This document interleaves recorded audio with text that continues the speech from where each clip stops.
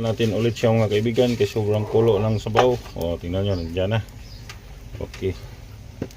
Ilagay natin ang guso. Iwan ko kung anong sa Tagalog yung guso. Kayo nang bahala po. Mag-comment lang kayo kung anong tawag sa inyo dito. Ito mga kaibigan. Oh. Kaya mag-comment lang kayo kung anong tawag sa inyo dyan. Comment lang kayo sa comment section. Kasi hindi ko. Sa amin yan guso. Iwan ko sa inyo dyan kung anong tawag niyan. Tikman na natin ulit.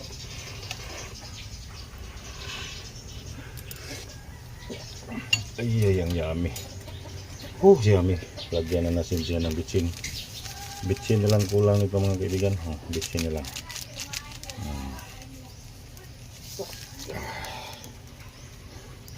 Abangan ang final na hatol dito mga kaibigan. See you.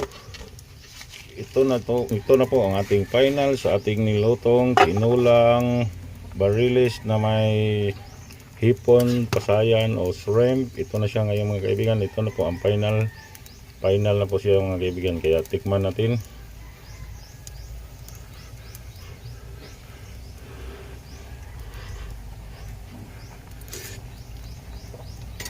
Sarap talaga mga kaibigan. Sobrang sarap. Yummy.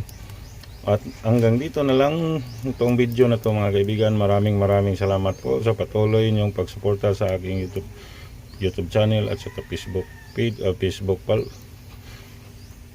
profile. Maraming salamat mga kaibigan. God bless po sa ating lahat. See you po sa mga next vlog natin. Bye bye. Thank you very much. Bye.